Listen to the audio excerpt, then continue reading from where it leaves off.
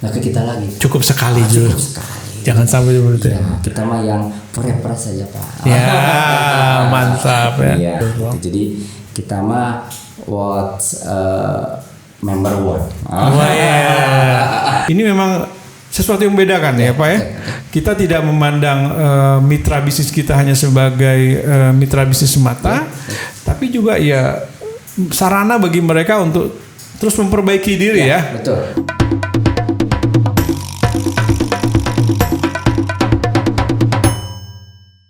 Bismillahirrahmanirrahim. Assalamualaikum warahmatullahi wabarakatuh. Waalaikumsalam warahmatullahi wabarakatuh. Jumpa lagi sahabat-sahabat pemerhati Koperasi Syariah dalam Dialog Ekonomi Syariah edisi keempat, yang pada kesempatan kali ini akan membahas tentang pembiayaan bakti maslahah, salah satu produk dari divisi konsumer BMT Idkon yang pada hari ini akan dikawal langsung oleh yang terhormat Babe Yadi. Makasih Pak. Selamat datang Babe Yadi di podcast kita hari ini. Makasih Pak Lutfi, saya sudah diundang. Kehormatan Pak. Ya, alhamdulillah. Hari ini kita spesifik akan berbicara tentang produk pembiayaan tersebut, dan kita akan mengeksplor lebih jauh. Mudah-mudahan nanti teman-teman bisa mendapatkan inspirasi bagaimana sebuah produk itu dikembangkan agar dia menemukan sasarannya dan memberikan kontribusi positif bagi lembaga yang kita jalani.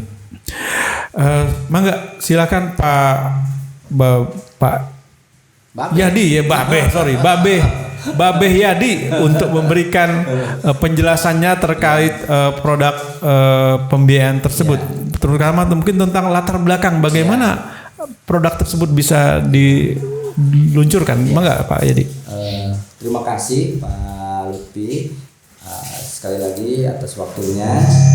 Jadi di Koperasi Syariah BMT Idkon ada yang namanya produk pembiayaan PBM lah biasa kita sebut, pembiayaan bakti maslahah Pak.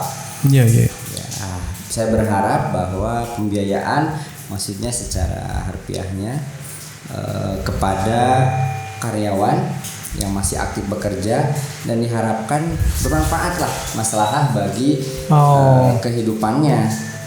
Dari mulai lahir sampai menapaki kehidupan lah begitu. Gambarannya seperti itu. Nah, kalau tadi sama Pak Lutfi diminta menjelaskan latar belakangnya, bahwa latar belakangnya adalah memang kebutuhan konsumsi ini tidak pernah habis di masyarakat ya. Betul. Dari mulai mau melahirkan Pak, perlu biaya. Kemudian setelah melahirkan, pendidikan Pak, kadang-kadang membutuhkan biaya. Iya. Kemudian nanti membangun rumah atau merenovasi, itu juga membutuhkan biaya. Membeli peralatan rumah tangga misalnya, itu juga membutuhkan biaya lah. Nah, makanya ada pembiayaan ini lahir. Itu dari segi user. Kemudian dari segi institusi atau dari koperasi, ini adalah bagian bagaimana kita ada di diversifikasi produk. Mungkin kemarin di session sebelumnya ya, Pak Lutfi, ada UMKM yang disebutkan kemarin Pak Setiadi. Kemudian ada dari pembiayaan kumpulan atau majelis, kemarin langsung panglimanya Pak Udin ya. Nah, ini kan ada lagi lah, kalau di koperasi ini ada engine lagi Pak, yaitu pembiayaan di segmen konsumer yang cukup masih banyak lahan lah kalau untuk digarap, dan di situ juga ada pemberdayaan juga lah, tidak hanya bisnis Pak, pemberdayaan yang memang kita luncurkan lah buat anggota kita Pak. Jadi Idkon tidak lepas ada dari pemberdayaan, selalu konsumer tetapi tetap ada pembiayaannya. Mungkin nanti bisa cerita lebih lanjut ya Pak Ya, tentang siap. pemberdayaan yang sudah terjadi ya begitu. Oke, jadi latar belakangnya itu ada unsur dari sisi demand side-nya Ya, demand side. dan supply side-nya ya. Oke, jadi dua hal itu yang Ya. bertemu dan di-combine Ya. sehingga menjadi satu produk ini ya. Oke. Ya. Oke, jadi intinya Abah ingin menjawab satu sisi kebutuhan memang kebutuhan konsumen yang Ya, ada. pasti ada. Ya, kemudian Di sisi lain di institusi internet juga institusi perlu untuk diversifikasi produk ya. produk. Karena memang beberapa produk siklusnya suatu saat dia Ya, akan masa-masa betul. jenuh dan harus perlu peremajaan Betul. ya. Kira-kira seperti itu. Apalagi kan kondisi pandemi ya. Ya. Ada segmen-segmennya memang harus saling melengkapi lah Pak. Seperti itu kondisi ini mana yang lagi ketika pandemi kan. Nah, alhamdulillah segmen consumer ini masih berjalan dengan cukup bagus loh seperti itu. Oke. Termasuk itu backgroundnya lah. Backgroundnya latar belakang produknya. Ya, Jadi, betul, oke, jadi betul, benar-benar betul. kita bisa menangkap bagaimana kejelian teman-teman menangkap peluang Ya, ini betul. dengan mengkombinasikan antara permintaan satu sisi Ya. dan kebutuhan organisasi di sisi lain. Betul. Oke, Pak. oke. Betul. Oke, selanjutnya kita masuk ke lebih dalam, Pak. Tadi Bapak sekilas menyatakan bahwa penerima manfaat dari pembiayaan ini adalah karyawan yang berpenghasilan tetap. Ya, Kira-kira seperti itu ya, ya, Pak. betul. Bisa jelaskan lebih spesifik seperti apa yang target ini yang disasar, Pak? Ya, jadi kita biasanya dibagi dua lah ya secara garis besar. Itu pola 1 memang biasa disebut pola 1 lah kalau di kami khusus itu instansinya dulu Pak. Instansi Itu instansi pemerintah. Si pemerintah itu di pola 1, kemudian di pola 2-nya sektor swasta. Oh iya. Nah, kami sebelum melakukan pembiayaan biasanya diawali dengan adanya MOU Pak. Adanya MOU dengan instansi tersebut. Iya. MOU bahasa kami menyatakan itu sebagai knocking the doors lah. Mohon izin. Oh, kudu nuwun ya. Kalau nuwun bahasa Jawanya. Kalau nuwun dulu, Pak, kita mau izin dan kalau diizinkan dilanjut dan secara ada hitam di atas putihnya itu dalam bentuk MOU. Karena nanti sistemnya Pak yang kita jalankan adalah memang kerjasama dengan bagian keuangan atau bendahara lah bahasa sederhananya. Dengan bendahara sehingga nanti angsuran akan dipotong berdasarkan pola kerjasama pemotongan gaji. Oh iya. Ya, jadi itu yang pertama dari segi anggota tidak ribet untuk angsuran kemana, transfer dan lain-lain karena sudah kerjasama sama bendahara, udah deh dipotongin sama bendahara. Bagi kami juga relatif lebih aman ya, secure Pak. Dari sisi mitigasi risiko ya sudah dimulai langsung di situ ya. Sudah dipotongin sama bendahara. Begitu Pak. Jadi polanya jadi sektor pemerintahan sama swasta. Nah, memang karyawan dengan penghasilan tetap. Memang kami tidak penghasilan tetap di sini tiap bulan ya tetap. Dan kami juga tidak terlalu mau seperti bank umum lah karena kan kita koperasi ya. Iya. Juga. Jadi kadang juga kalaupun misalnya yang statusnya kontrak tapi terverifikasi Pak. Itu bisa. Kontrak tapi terverifikasi. Artinya sekian jangka waktu tertentu masih bisa masuk ya. Seperti itu. Ini untuk mempermudah Pak, kan inklusi keuangan ini harus nyampe ke kalangan anggota ya masyarakat. Artinya bahwa teman-teman karyawan atau baik swasta atau pemerintah yang tidak terlayani sama bank umum kita bisa layani gitu. Dari ini tadi Pak backgroundnya. Ada pemberdayaannya apa selain efek sosial maksudnya? Selain dari efek ekonomi ya. Ekonomi. Karena kalau kita tidak melayani yang mempunyai akses ke perbankan, maka larinya akan ke pinjaman perorangan di luar sistem keuangan sendiri. Bahasa ininya jadi akan sampai misalnya dengan bunga yang tinggi ya. Bank keliling.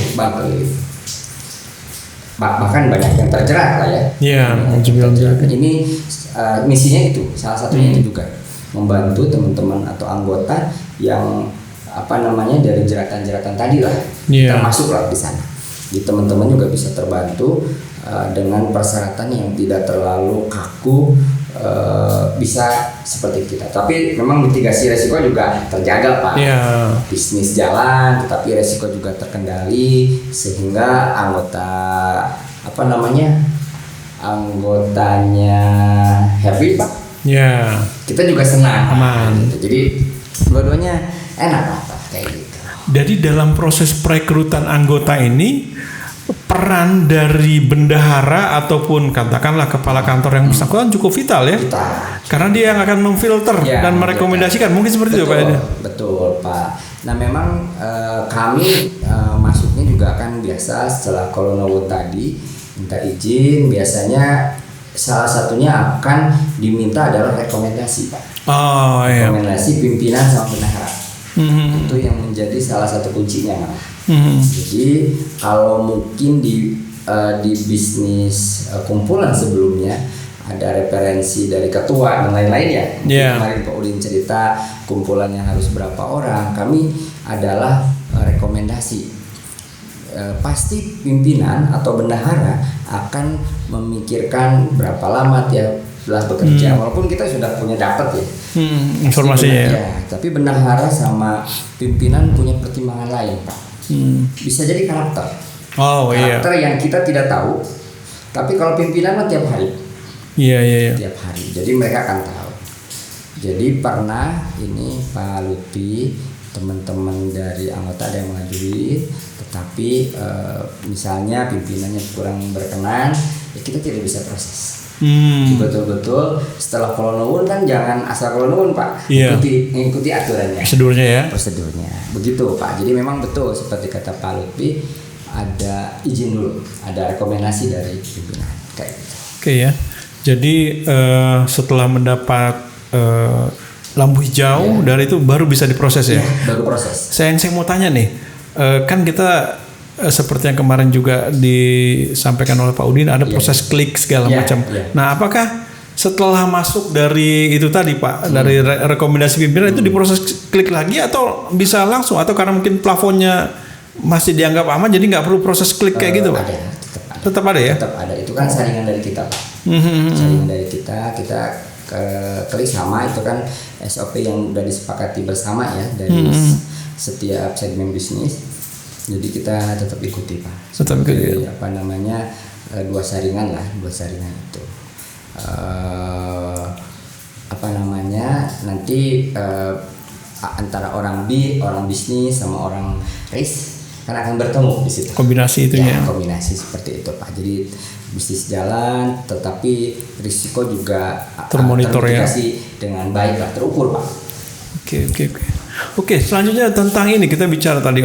Segmennya sudah jelas nih, karyawan yang berpenghasilan tetap, dia mendapat rekomendasi dari pimpinan maupun bendaharanya. Lalu terkait ini Pak, plafonnya seberapa besar yang bisa dilayani sementara ini Pak? Plafon sampai saat ini khususnya yang tadi yang memakai skema potong gaji itu sampai saat ini tiket size plafonnya masih maksimal 40 Pak. Maksimal 40 juta. 40 juta ya. 40 juta. Nanti kita juga itu akan ditentukan berdasarkan kondisi instansi.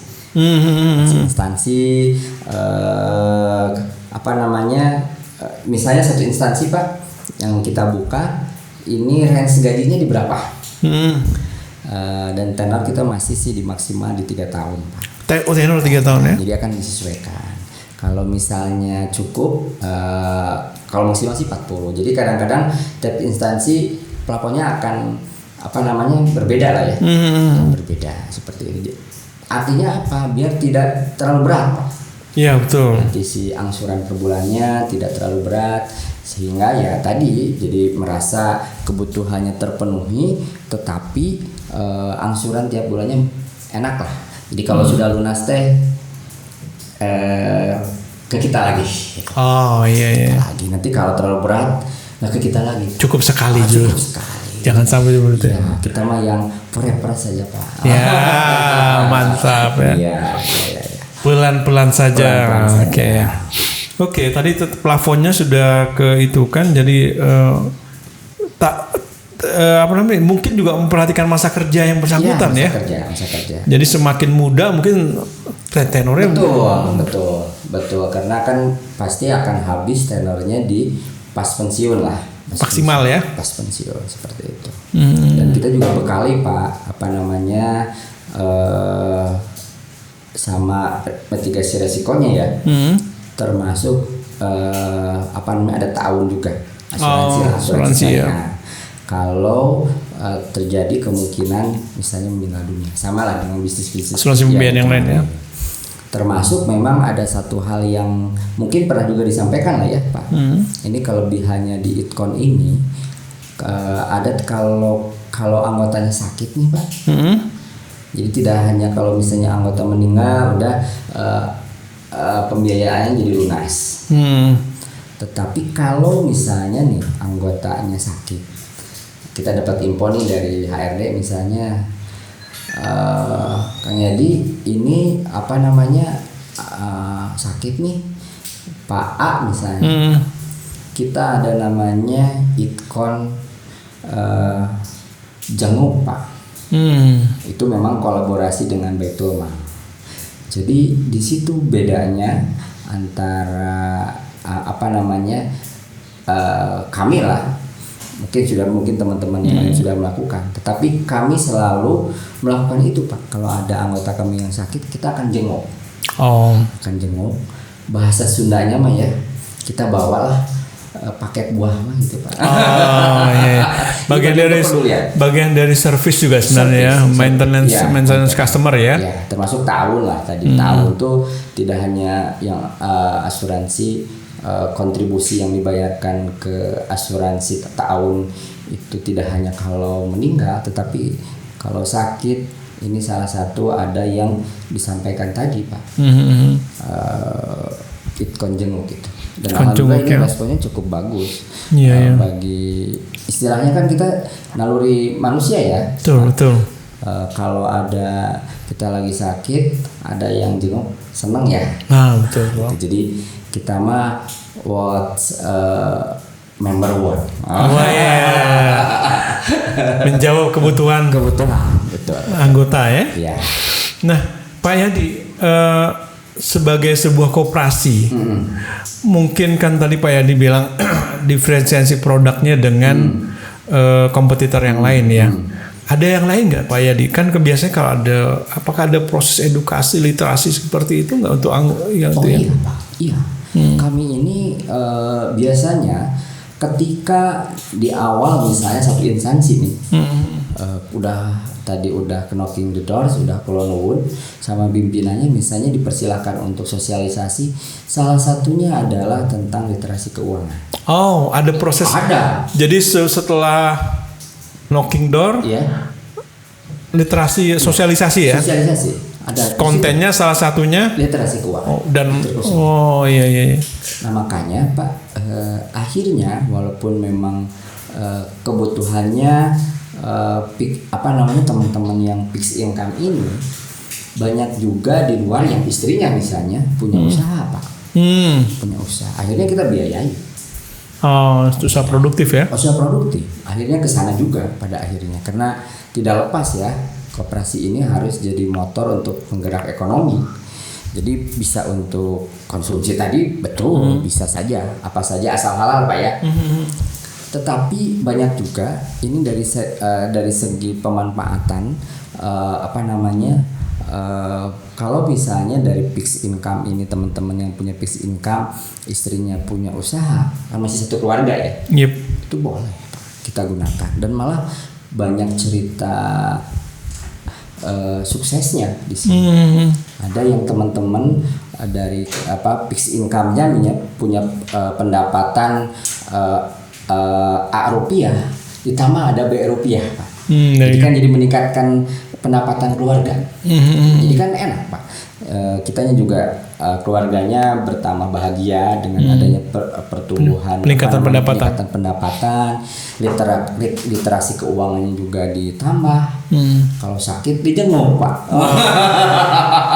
Yes ya. Gitu Pak. Ya, Jadi ada cerita misalnya di salah satu rumah tangga yang lagi ngehit misalnya punya bisnis peternakan burung Pak. Ya kan hobi ya, hobi.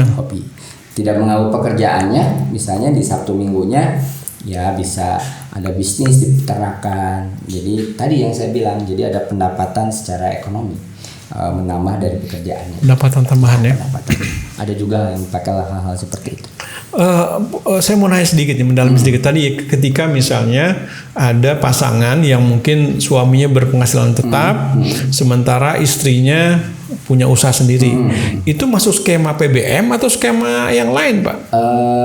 Karena tetap tadi yang ininya ke suaminya, jadinya dari suaminya. Karena tujuannya dicantumkan di situ untuk usaha, toh masih satu keluarga Pak, satu keluarga ya pasti ikutan juga. Dalam artian gini, dalam artian dia juga ikut, suaminya juga ikut di sana, ikut juga kelola. Karena yang senang tadi burung, peternak burung biasanya para suami Pak. Maksudnya hobi-hobi lah. Istrinya mah cuma ngasih kopi aja biasanya. Supporter ya. Support saja kayak gitu. Kayak gitu. Nah itu selain tadi untuk memang dari siklus kehidupan, kebutuhan konsumsi, ada juga di awal ketika mau pengajuan Pak, saya memang karyawan tetapi ada bisnis sampingan, ya kita layani juga Pak, sehingga meningkatkan pendapatan keluarga ya. Kita senang Pak, asal jangan pas pengajuannya untuk keperluan sekolah kemudian dipakai untuk usaha, maka menjadi cacat akad itu Pak. Side streaming ya. Tapi alhamdulillah dari beberapa instansi bendahara kan kita juga selalu membangun relationship Pak. Ini salah satu kuncinya juga di bisnis ini adalah menjalin relationship ya. Sama lah di bisnis apapun Pak. Di bisnis apapun adalah relationship, justru yang mahal itu di situ relationship. Jadi istilahnya critical success factornya salah satu di SDM yang pengelola ya, dalam hal ini bendahara yang dipercaya itu ya. Dipercaya karena ya boleh dikatakan kunci ya. Kuncinya. Jadi harus memang SOP-nya yang jelas, cara pemotongannya harus jelas, dari kitanya juga harus clear lah Pak seperti itu. Ya kalau sama-sama senang kan udah happy lah bisnis. Insya Allah bisa lancar ya. Oh iya happy, jadi ke muka juga cerah Pak. Kalau happy itu gitu Pak. Gitu. Pak Yadi punya data sudah berapa banyak institusi yang dilayani dengan produk pembiayaan Bakti Maslah ini? Memang kalau yang secara skema kerjasama ini di Itkon ini kan baru berjalan dari 2019. Jadi udah puluhan lah Pak sekarang. Puluhan ya? Udah puluhan juga alhamdulillah dipercaya. Dan bahkan alhamdulillah para pimpinan juga seringkali merekomendasikan ke temannya sama pimpinan instansi. Alhamdulillah diterima dengan baik karena tadi ada kolonun, ada proses literasi keuangan, kemudian kita juga membawa relationship yang bagus ya. Alhamdulillah Pak Lutfi dengan nama baik yang dari Itkon bagus ya di Jawa Barat, jadi memudahkan kami juga secara divisi ya. Kami memimpin divisi ini, alhamdulillah mudah untuk masuk lah instansi. Ya kalau hambatan-hambatan pasti ada lah. Di dunia ini tidak ada yang mulus 100%. Kan tidak ada jalan tol aja Pak ya. Kalau jalan tol terus kan malah ngantuk ya Pak ya. Perlu tanjakan, turunan, kulak kelok lah. Biasalah Pak bisnis Pak. Happy aja Pak. Jalanin aja ya. Oke, jadi cukup menarik ini produk yang merupakan dari diversifikasi produk yang ada selama ini di Koperasi Itkon, sehingga berusaha untuk menjawab kebutuhan ya, karena memang hari ini kita ada kekhawatiran ya ketika sejumlah segmen tidak ada produk yang menjawab kebutuhannya, masuklah di situ produk-produk yang berbiaya mahal Ya. dan cenderung untuk merusak ya, Ya, cenderung merusak keuangannya. Jadi ini adalah produk yang didevelop, dikembangkan untuk menjawab kebutuhan di masyarakat ya. Mungkin di tahun 2021 ini Pak Yadi ya, seberapa besar target yang ingin dicapai, pertumbuhan yang ingin dicapai dari di tahun 2021 kan memang tantangan pandemi COVID memang masih ya. Iya. Vaksin juga berjalan, mudah-mudahan juga bagus. Jadi mudah-mudahan sih di kuartal 1 juga tidak terkontraksi secara dalam, sehingga kita bisa bisnis enak. Dan saya yakin juga pemerintah sangat support terhadap ekonomi, apalagi Itkon ikut di pemulihan ekonomi nasional pada saat itu, sehingga kami sangat mendukung program-program pemerintah. Nah, makanya termasuk kami kan menggiatkan ekonomi, baik konsumsi maupun produktif, karena kan ekonomi bergerak itu salah satunya konsumsi, Pak. Kita masuk. Nah, sehingga targetnya memang harus terukur, Pak. Ekspansif juga tidak boleh, Pak. Tetapi tinggal diam juga tidak boleh, karena kehidupan masih terus berjalan, Pak. Bisnis organisasi harus bertumbuh besar, sehingga kalau bertumbuh besar dan kuat tentunya, maka kita akan bisa melayani anggota lebih baik, Pak.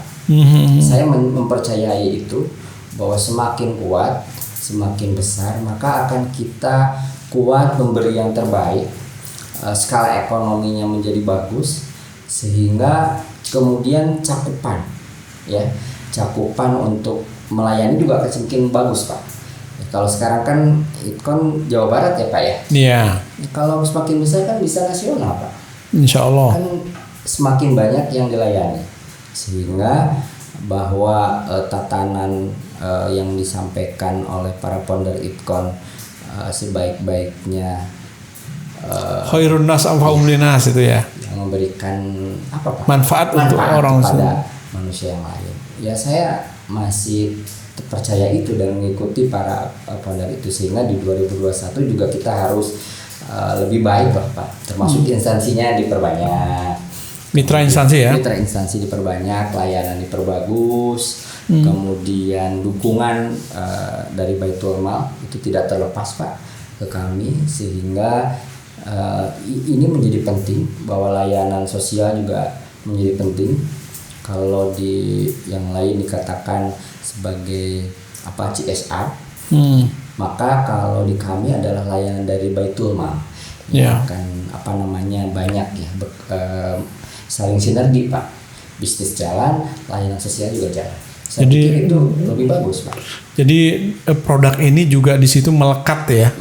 Melekat semacam ikatan sosial lah ya. Jadi tidak memandang anggota itu hanya partner bisnis, tapi juga memang ya wadah untuk berinteraksi secara sosial ya, secara ruhiyahnya juga dapat gitu, harus seperti itu ya. Justru ini kalau tadi dikatakan sama Pak Lutfi, apa pembedanya? Itu, Pak, insya Allah pembedanya. Jadi kami ini tidak hanya memakai baju koko seperti ini ya, Pak. Jadi harus tidak hanya secara fisikal, harus secara syariah, maka tampilan aktiviti juga harus syariah. Nah, segitu. Sehingga makanya syariah memberdayakan. Mensejahterakan, syariah mensejahterakan. Artinya kita punya itu bagaimana syariah menjawab kebutuhan umat ya. Betul. Menjawab kebutuhan bukan sekedar slogan di atas kertas yang kosong, tapi juga menjawab apa yang menjadi kebutuhan umat. Kira-kira saya kalau dengar ini merinding. Merinding. Tentunya Pak Lutfi lebih paham daripada saya tentang syariah, tetapi ketika saya masuk di Itkon ini, ya alhamdulillah lah bisa sambil memperbaiki diri ya, Pak Lutfi, tetapi juga ikut bahu-membahu lah dalam visi dari para founder ini, dari visi dari Itkon ini. Di tagline-nya sekarang insya Allah, Pak, syariah mensejahterakan. Syariah mensejahterakan ya. Oke, sahabat-sahabat pemerhati dialog koperasi syariah, kita bisa menarik pelajaran yang berharga bagaimana di saat peluang, di saat terjadi krisis, ada peluang yang terbuka sesungguhnya ketika kita bisa membuka, melebarkan sudut pandang kita dan mencoba untuk menawarkan produk-produk yang mungkin di-combine dengan produk yang memang tersedia di koperasi itu sendiri. Ini memang sesuatu yang membedakan ya Pak ya. Kita tidak memandang mitra bisnis kita hanya sebagai mitra bisnis semata, tapi juga ya sarana bagi mereka untuk terus memperbaiki diri ya. Betul. Baik dari sisi koperasinya maupun dari sisi anggotanya, sehingga sinerginya sesuai syariah lah, kira-kira seperti itu ya. Jadi ini memang menarik nih, kita di koperasi ada hal-hal yang mungkin di lembaga lain nggak bisa dilakukan. Betul. Dan kita di koperasi ini punya ruang yang lebih luasa gitu, sehingga bisa menjawab kebutuhan lahir batin, kira-kira seperti itulah Pak Yadi ya. Kehidupan kebutuhan lahir batin dari anggota ya. Apalagi Jawa Barat Pak Ridwan Kamil itu adalah salah satunya memang kebahagiaan lahir dan batin ya. Betul. Ya kita selalu support lah. Jadi dari visi-visi pemerintah lah ya yang memang memberikan kemaslahatan kepada umat. Begitu. Insyaallah Pak Arifin. Insya Allah, terima kasih, alhamdulillah, terima kasih Abah Yadi atas penjelasan terhadap ini. Babeh Yadi ya. Babeh Yadi Haryadi ya. The Legend of Customer. Demikian sahabat-sahabat sekalian, dialog kita di episode keempat kali ini. Mudah-mudahan apa yang disampaikan oleh Babeh Yadi bisa memberikan inspirasi bagi kita. Bagaimana di saat pandemi, saat krisis, masih ada peluang yang terbuka. Masih ada peluang yang terbuka.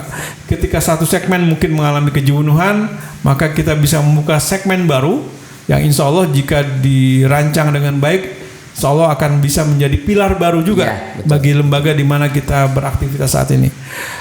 Sampai ketemu di episode berikutnya dengan dialog-dialog yang mencerdaskan dan mencerahkan. Mudah-mudahan dialog hari ini sekali lagi memberikan inspirasi bagi kita semua.